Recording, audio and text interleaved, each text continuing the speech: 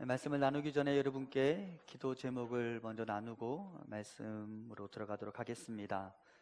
우리 성도님들이 우리 교회에 주신 꿈을 따라서 열심히 봉헌해 주시고 함께 참여해 주셔서 우리가 캄보디아 깜뽕수프라는 지역에 캄보디아 묵동 비전교회 현지 교회명으로 니머더자 교회를 개척하게 되었고, 그 예배당을 공사를 시작해서 오늘 이제 저희 교회 저를 포함한 8명의 성도님들이 헌당 예배를 드리러 출발하게 됩니다.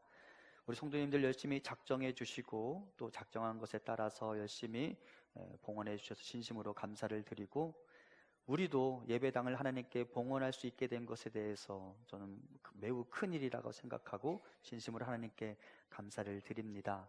이제 우리가 오늘 6시 30분경에 한국에서 출발해서 비행기에서 이틀 자고 현지에서 이틀 자는 일정으로 여정을 보내고 수요일날 아침에 돌아올 예정입니다. 여러분께 기도 부탁을 드리는 것은 현재 캄보디아가 우기여서 비가 많이 오고 있다고 합니다. 특히 내일 저희가 한국 시간으로 오후 5시, 현지 시각으로 오후 3시에 그곳에서 헌당 예배를 드리고 마을 분들을 모시고 잔치를 할 예정인데, 비가 많이 오면 이 일정에 좀 장애가 있을 것 같습니다. 그래서 성도님들 그 시간 기억하시고 날씨가 좋을 수 있도록 모든 여정 가운데 원활하게 진행될 수 있도록 같이 기도해 주셨으면 좋겠습니다. 더불어 제가 헌당 예배 말씀을 준비하면서 내가 언제 또 그곳에서 말씀을 전할 수 있을까라는 생각을 하게 되었고, 그래서 말씀 준비하는 일에 매우 신중해질 수밖에 없었고, 말씀을 전하기 위하여 본문과 말씀을 준비하는 일에 매우 신경을 쓸 수밖에 없었습니다. 그리고 몇몇 분들께 중보기도를 부탁드렸고 말씀을 준비했습니다. 그리고 통역이라는 과정을 거쳐야 하기 때문에 제가 15분, 통역이 15분에서 30분 설교를 위해서 제가 원고를 미리 보냈습니다. 통역할 때 그냥 하지 않도록 통역하는 분도 준비할 수 있도록 원고를 미리 보냈습니다. 여러분들 그날 있을 그 헌당 예배와 말씀 전하는 시간과 또 그곳 주민들을 모시고 마을 잔치를 하는 시간을 위해서 같이 기도해 주시고, 참여하는 모든 분들이 안전하게 여정을 마치고 돌아올 수 있도록 기도해 주셨으면 좋겠습니다. 그리고 사진 열심히 찍고 또 할 수 있으면 동영상도 찍어서 우리 성도님들께 우리가 봉헌하여 드린 예배당 모습 잘 보여드리고 하나님께 감사하는 시간도 가질 수 있으면 좋겠습니다. 기도 열심히 해주세요. 부탁드립니다. 오늘 말씀 나누도록 하겠습니다. 지난주에 이어서 요한복음 14장의 말씀을 통해 근심을 극복할 수 있는 영적 원리에 대해서 여러분과 함께 말씀을 나누도록 하겠습니다. 예수님은 자신이 떠나가는 것으로 인해 근심하는 제자들에게 이렇게 말씀하셨죠. 너희는 마음에 근심하지 말라. 하나님을 믿으니 또 나를 믿으라. 예수님은 하나님을 믿는 믿음, 그리고 예수님을 믿는 믿음이 제자들에게서 근심을 지워줄 것이라고 말씀하십니다. 과연 믿음이라는 것이 무엇이길래 근심을 가지고 있는 사람에게 그 근심을 지워줄 수 있다고 말하는가에 대해서 제가 말씀을 준비하면서 생각해 보았고, 그러면서 이 믿음이라는 단어, 믿다라는 단어의 사전적 정의를 다시 한번 살펴보게 되었습니다. 헬라어로 피스티오라고 불려지는 이 단어가 동사로 사용될 때는 신뢰하다, 맡기다 라는 의미를 가지고 있고요, 이 단어가 형용사형으로 변형되어서 사용될 때는 성실한, 충성스러운 이라는 의미로 사용됩니다. 사전적 정의를 바탕으로 예수님의 말씀을 분석해 보면 예수님은 제자들에게 나를 신뢰하고 너희의 짐을 나에게 맡겨보아라 라고 말씀하십니다. 그러면 너희가 가벼울 것이다, 너희 근심이 사라질 것이다 라고 말씀하십니다. 예수님이 제자들에게 이렇게 말씀하실 수 있는 근거는 예수님이 제자들에게 언제나 성실하셨고 충성을 다하셨기 때문입니다. 제자들이 예수님께 올려놓는 짐이 무게 136kg의 십자가로 대표되는 것 아니겠습니까? 제자들이 주님께 어떤 짐이든 올려놓기만 하면 주님은 제자들의 짐을 지시고 그들을 가볍게 해 주셨습니다. 그리고 제자들은 이미 그 사실을 알고 있었습니다. 아무리 고난 몸으로 잠을 주무시다가도 제자들이 예수님 큰일 났어요, 좀 도와주세요 라고 말하면 주님은 본능적으로 일어나서 제자들의 문제를 해결해 주셨습니다. 제자들의 굶주림을 외면해 본 적이 없으시고 제자들의 곤경을 외면해 본 적이 없으십니다. 지겨우리만큼 제자들의 실패가 연속되는 상황 속에서도 주님은 제자들을 사랑하시되 끝까지 사랑하셔서 제자들의 발의 때까지 닦아주셨다고 말하죠. 이것이 주님의 제자들 향한 성실한 사랑, 충성을 다하는 사랑이었습니다. 제자들은 이미 주님이 자신들에 대하여 최선을 다하신다는 사실을 알고 있었고, 주님은 그런 제자들에게 내가 너희를 향하여 얼마나 성실했는지를 기억하고 이제 내 말을 믿고 너희의 그 근심, 그것을 내 앞에 내려놓아다오 라고 말씀하셨습니다. 그리고 내가 보이지 않는다 하여도 내가 너희 곁에 있는 것처럼 너희 인생의 짐을 기도라는 통로로 내 앞에 내려놓기만 하면 내가 와서 너희 짐을 대신 질 것이다 라고 말씀하셨습니다. 그리고 이 말씀은 근심의 짐을 지고서 힘겨워하며 몇 발짝 내딛다가도 다시 조금 걷다가 주저앉고 마는 우리를 향한 주님의 말씀이기도 합니다.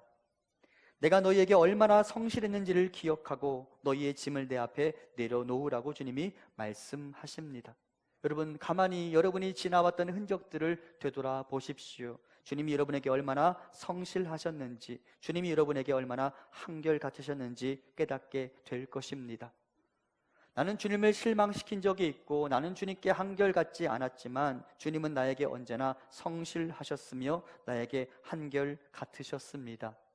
그분이 나를 이끌고 가셨던 그 자리를 회상해 보면 나는 저절로 주님의 신실하심에 탐복하게 됩니다. 저는 사실 여러분에게 부끄럽지만 가끔 내 믿음이 왜 이것밖에 안 될까라고 생각하며 저의 믿음 없음에 대해서 탄식하는 경우가 있습니다. 하지만 적어도 저는 이 믿음에 대해서만큼은 남들에게 밀리지 않을 자신이 있습니다. 저는 하나님이 저에게 성실하신 분이라는 사실을 믿습니다. 저라고 왜 제가 지나온 삶의 흔적들을 돌아보면서 언제나 만족만 할 수 있었겠습니까? 저도 지나온 삶의 현장들을 가만히 돌아보면 그때는 불평도 있었고 원망도 있었던 것 같습니다. 대학에 입학할 때도 사실은 그 대학이 별로 마음에 안 들었고, 첫 전임 사역지를 생각해 보면 서울에 이력서를 냈는데 서울에서 한 번도 받아주지 않아서 지방으로 내려갈 수밖에 없는 저의 현실이 싫었고 저에게 불만이 있었고 원망이 있었던 것이 사실입니다. 하지만 지금은 가식 없이 말씀드릴 수 있는 것은 결국 시간이 지나고 걸어온 그 자리를 돌아보니 그때 그것은 그야말로 저에게 가장 맞는, 저에게 가장 어울리는 자리였음을 지금은 고백할 수 있습니다. 다 나눌 수 없지만 확실한 고백입니다. 하나님은 언제나 나에게 최고의 작품을 준비해 놓으셨고 언제나 저에게 성실하셨습니다. 그리고 그 하나님이 여러분에게 말씀하십니다. 내가 너에게 성실했으니, 내가 너에게 충성을 다했으니 제발 나를 믿고 이제는 그 근심을 네가 홀로 지려 하지 말고 나에게 맡겨다오라고 주님이 말씀하십니다. 사랑하는 성도 여러분, 하나님은 여러분에게 성실하신 분이십니다. 하나님 여러분에게 신실하신 분이십니다. 이 믿음이 왜 중요한지 아세요? 여러분 지금 여러분의 삶에 대해서 100% 만족하십니까? 아니잖아요. 불평이 있죠? 원망이 있죠?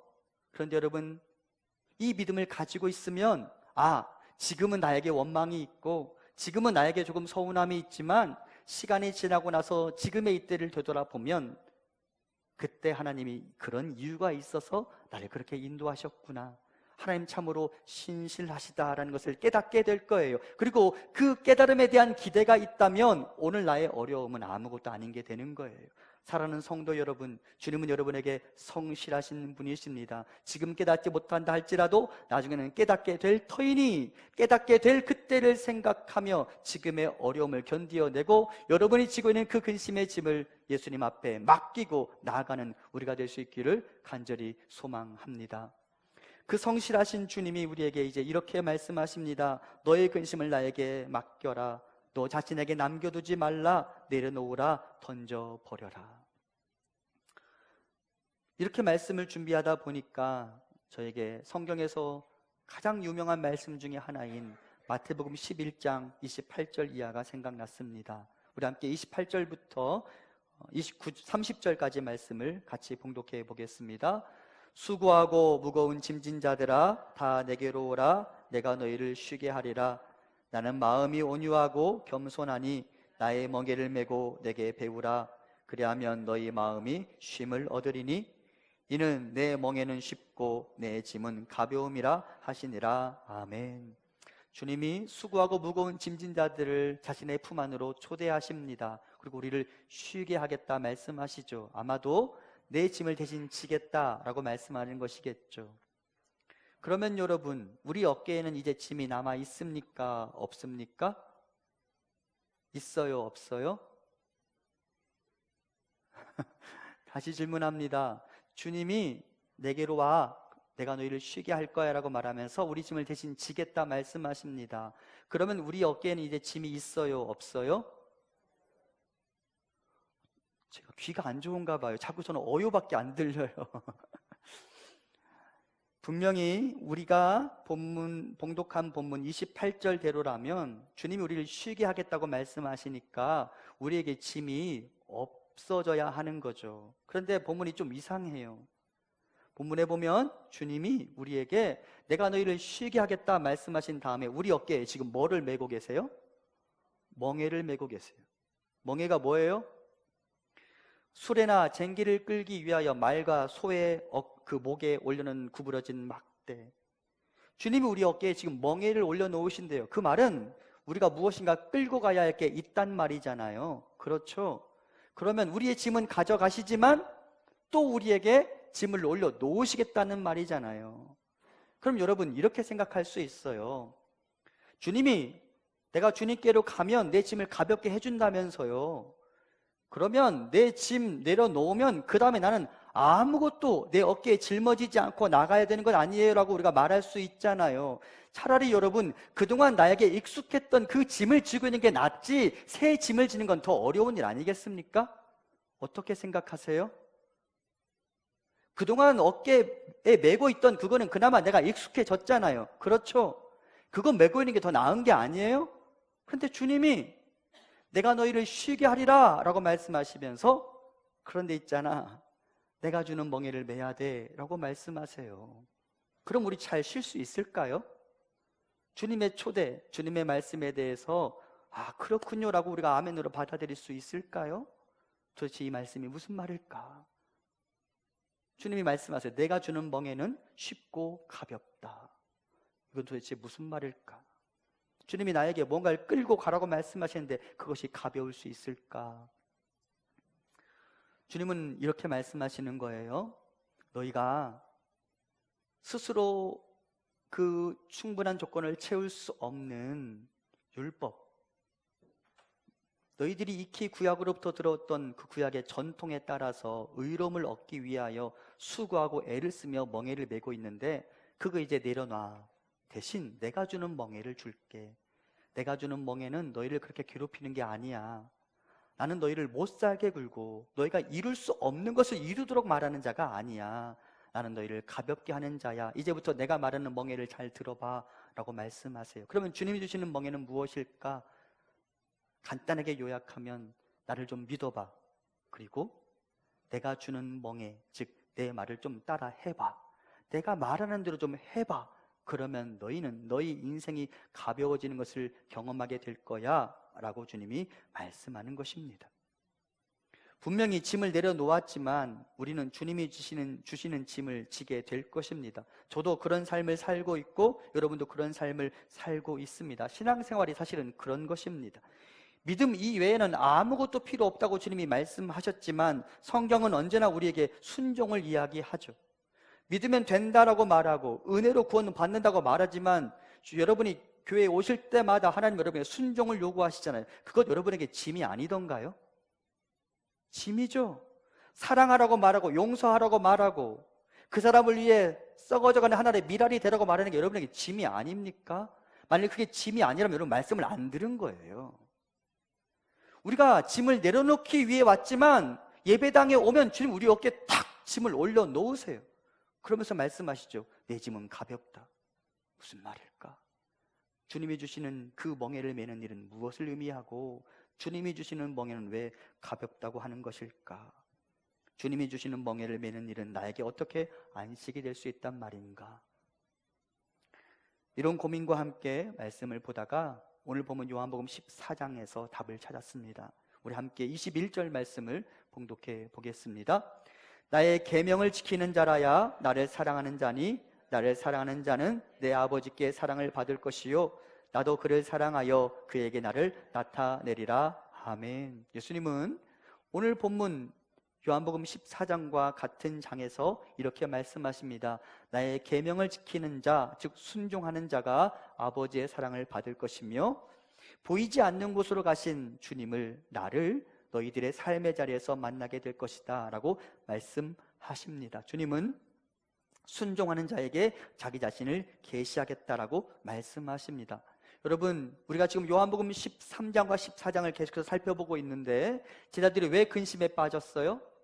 주님이 사라질 것에 대한 걱정 때문에 근심에 빠졌잖아요. 주님이 보이지 않을 것에 대한 염려 때문에 근심에 빠졌잖아요. 그런데 주님이 그들에게 뭐라고 말씀하시냐면 너희가 내 계명을 지켜 행하면 아버지께서 너희를 사랑하실 뿐만 아니라 너희가 내 계명을 지키고 순종하면 내가 너희를 보여줄게. 지금 당장 너희들이 내가 보이지 않는 곳으로 가는 것 때문에 불안해하고 염려하지만 너희가 내 말을 듣고 행하면 내가 너희에게 나를 보여줄게. 그러면 너희는 안심해도 될 거야 라고 지금 말씀하시는 것입니다.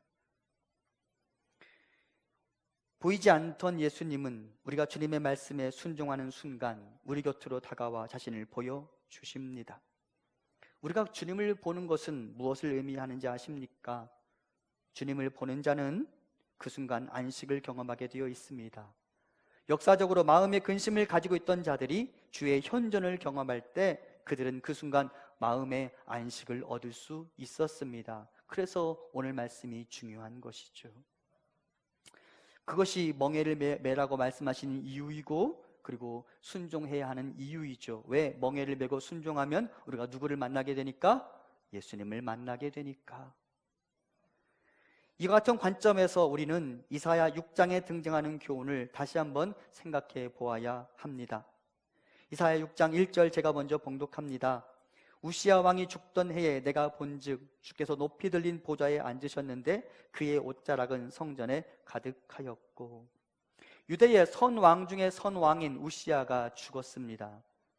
남유다 모든 사회, 모든 국민과 백성들이 낙심에 빠졌습니다. 우리는 이제 어떻게 할꼬? 우시야가 우리의 소망이었는데 우리는 어떻게 해야 하는가라고 근심하게 되죠.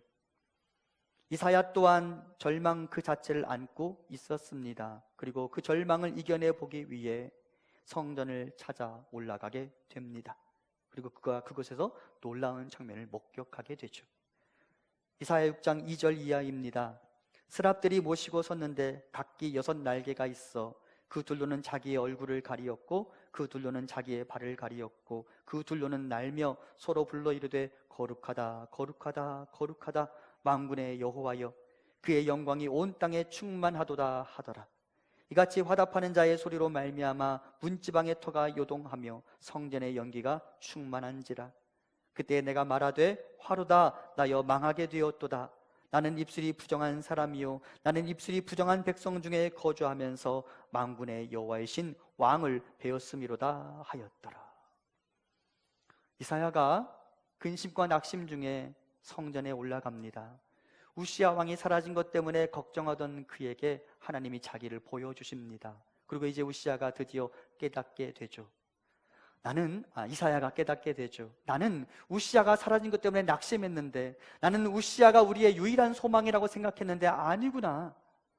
우리가 참으로 의지해야 할 분, 우리가 참으로 소망을 두고 바라보아야 할 분은 온 땅, 온 천지 만물의 왕이신 여호와 하나님이시구나. 반대로 말하면 나에게 우시야가 없어도 여호와 하나님이 내 옆에 계시다면 나는 안심할 수 있는 것이구나 라고 그가 깨닫게 됩니다. 그리고 그 깨달음과 함께 이스라엘 백성 공동체 남유다 백성들에게 선포합니다. 여러분 좌절하지 마십시오.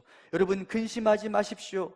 우리에게 왕이 계시니 여호와 하나님이십니다. 그분을 바라보면 우리는 안심할 수 있습니다. 그분이 우리 곁에 계시면 우리는 안심할 수 있습니다. 이것이 이사야의 선포였어요.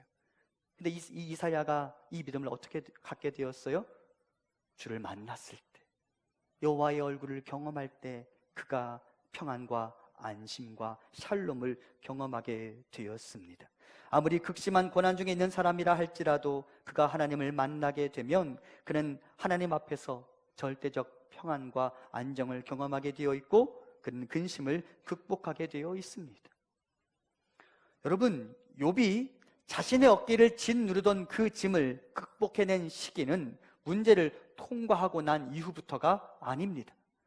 오히려 욥은 문제가 아직 나에게 남아있을 때 그 전에 평안을 경험했습니다. 언제일까요? 욥기 42장 5절 같이 봉독합니다. 내가 주께 대하여 귀로 듣기만 하였사오나 이제는 눈으로 주를 배움나이다. 아멘. 그리고 이제 12절이 등장합니다. 여호와께서 욥의 말년에 욥에게 처음보다 더 복을 주시니 그가 양 14,000과 낙타 6,000과 소 1,000결이와 암나귀 1,000을 두었고, 우리가 잘 아는 것처럼 욥은 그동안 쌓아놓은 모든 것을 순식간에 잃어버렸습니다. 그리고 그는 오랜 묵상과 치열한 싸움 끝에 여호와 하나님을 발견합니다. 그가 멀리 계시지 않은 여호와 하나님을 만나게 되죠. 그리고 그 여호와 하나님을 만나자마자 아직 내 통장의 잔고는 0원인데, 아직 나는 가진 것이 하나도 없는데 여호와를 만나자마자 그는 마음의 절대적 평안을 경험하게 됩니다. 그리고 나서 그의 문제가 해결되었습니다. 무엇을 의미하느냐? 나에게 아직 문제가 남아있어도 내가 여호와를 만나면 나는 세상에 둘도 없는, 세상에 모방할 수도 없는, 세상에 흉내낼 수도 없는 평안을 경험할 수 있다라는 말입니다. 무슨 난관에 빠져 있더라도 그가 여호와를 만나면 그는 단번에 가벼워진 자기를 발견하게 될 것입니다. 그것이 사망의 음침한 골짜기로 다닐지라도 해를 두려워하지 않을 것은 이라고 외쳤던 다윗의 신앙 간증이죠. 그것이 원수의 목전에서도 내게 상을 차려주시는 하나님을 만났다라고 말했던 다윗의 간증이죠. 여러분, 다윗이 원수를 바로 앞에 두고 있었어요. 그런데 그는 낙심하지 않아요. 전쟁에서 싸워 이겼어요? 졌어요? 이겼어요? 졌어요? 아직 전쟁이 시작되지 않았어요. 원수가 내 앞에 있어요. 그렇죠? 그렇죠? 아직 전쟁이 시작되지도 않았어요. 내 원수가 내 앞에 있어요. 그런데 다윗은 불안하지 않아요. 왜?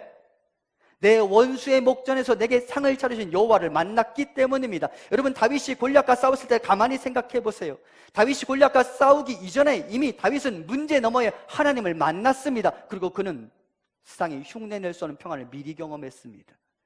그것이 하나님을 만난 자의 기쁨인 거예요. 여러분, 요셉이 감옥에 갇혔습니다. 그럼 요셉은 자기 자신의 신세를 한탄하며 계속해서 하나님을 향하여 원망하고 불평만 쏟아냈습니까?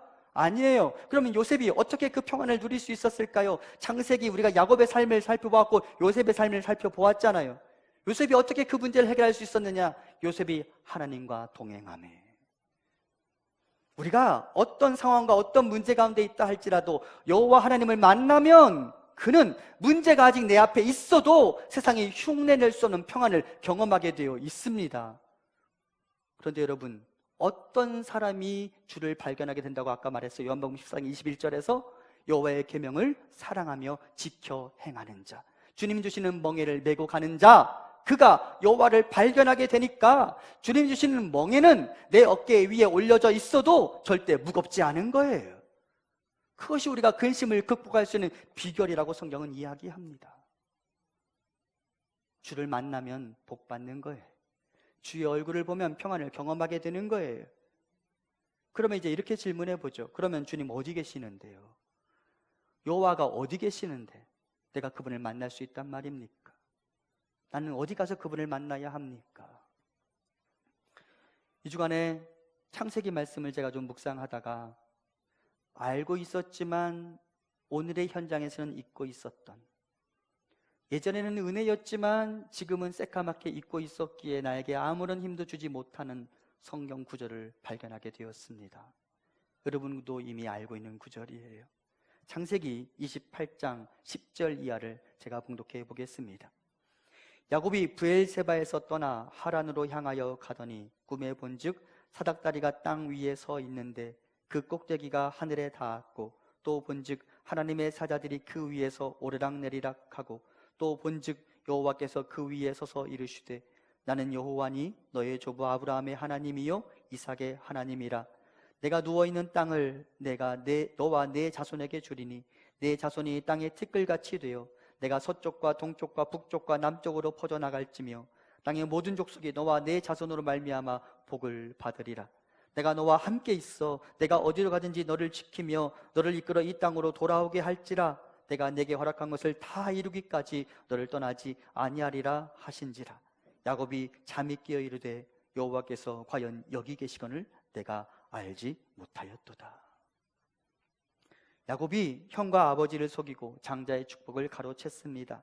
그리고 형이 그를 향한 원한을 품게 되고 이놈 잡히기만 해봐라 라고 말하자 그가 도망자의 신세가 됩니다. 그가 가나안 땅 아버지의 집을 피하여 아버지의 집을 떠나서 삼촌 라반의 집으로 향하게 됩니다. 자신의 신세가 너무도 비참하게 느껴졌을 것입니다. 그리고 그 근심과 낙심 중에 그가 광야 한복판에서 돌베개 베고 잠을 자고 있을 때 꿈에 나타나신 여호와를 만나게 됩니다. 그리고 하나님이 야곱에게 말씀하시죠. 내가 어디로 가든지 나는 너와 함께 할 것이며 너는 어디로 가든지 나의 복을 받을 것이며 나는 너를 다시 안전하게 이곳으로 데려올 것이다 말씀해 주셨습니다.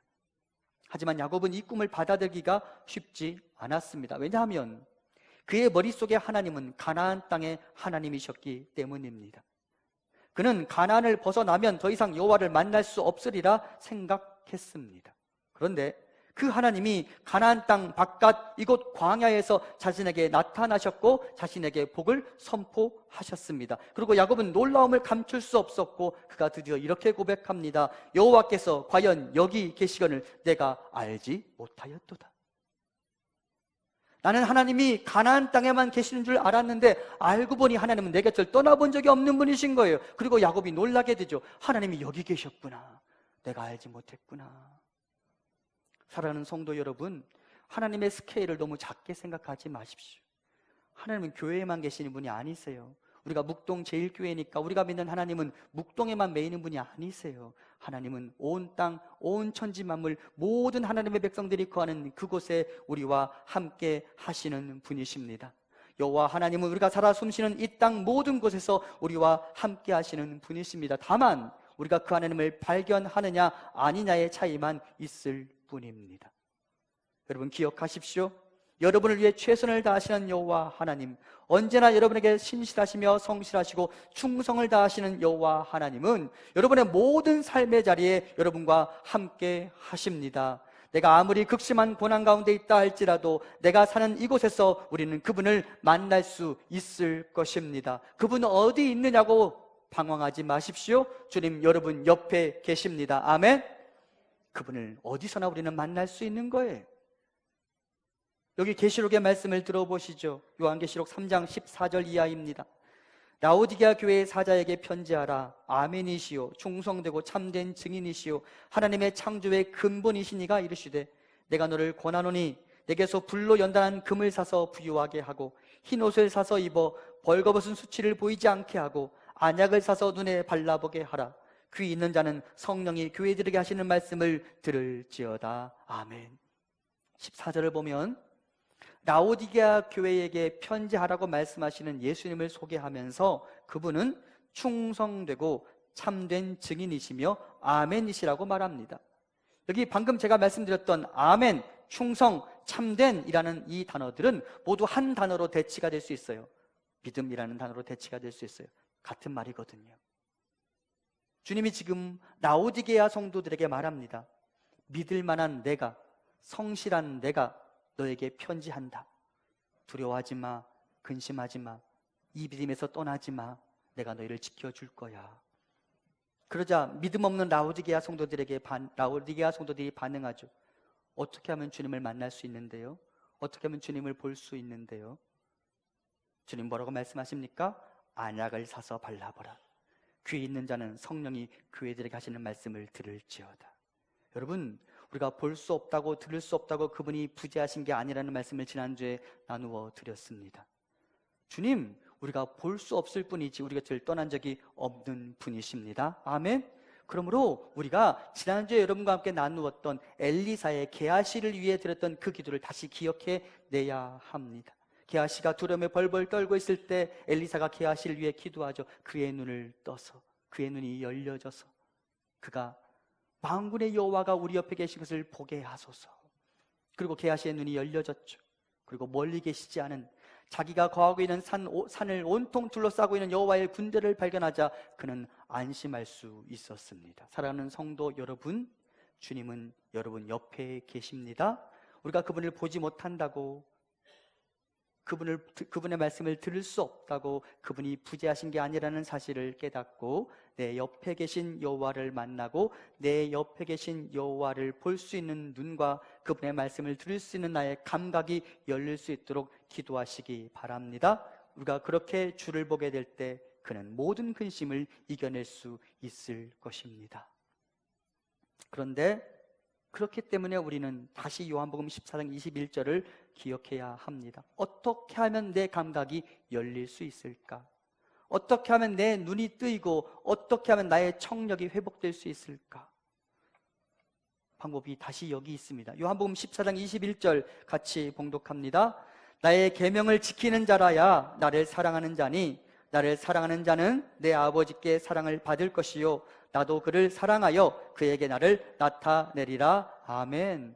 어떻게 할 때 우리의 영적인 감각이 열리고 어떻게 할 때 가나안 땅뿐만 아니라 광야 한복판에서도 나를 떠나지 않으시는 주님을 만날 수 있단 말입니까? 누구에게 주님이 자기를 보여주신단 말입니까? 하나님의 계명을 지키는 자, 즉 순종에 익숙해진 사람이 지금 여기에 계신 주님을 만나게 될 것입니다. 그러므로 사랑하는 성도 여러분, 즐거이 순종하면 좋겠습니다. 열심히 좀 예배하고 열심히 좀 기도하고 열심히 사랑하고 열심히 섬겨가며 살아갔으면 좋겠습니다. 그는 그 순종과 함께 영적인 감각이 열려서 지금 여기에서 자기 자신을 보여주시는 주를 만나게 될 것입니다. 그리고 내 앞에 계신 분께 나의 짐을 맡겨놓고 돌아서십시오. 미련을 갖지 말고 돌아서십시오. 믿음은 그런 것입니다. 앞서 제가 믿음의 동사적 의미에 대해서 여러분께 설명하면서 신뢰하다라는 의미뿐만 아니라 맡기다라는 의미가 있다고 말씀드렸습니다. 그분이 나에게 얼마나 성실하신 분인지를 발견하고 내 옆에 계신 주를 보게 된다면 이제 그분께 좀 맡기고 돌아서십시오. 주님께 맡긴다고 해놓고 다시 주섬주섬 여러분 호주머니에 집어넣고 예배당을 떠나지 말고 맡겼으면 그거 이제 나에게 있어요, 없어요? 그 염려 이제 나에게 있어요, 없어요?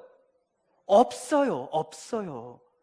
여러분 예배당에서 예배 드리고 나가면 여러분 몸무게가 줄어들어야 돼요. 얼마만큼? 여러분이 내려놓은 짐의 무게만큼 여러분의 몸무게가 줄어들어 있어야 돼요. 오늘 가서 몸무게 재보세요. 그게 믿음이에요.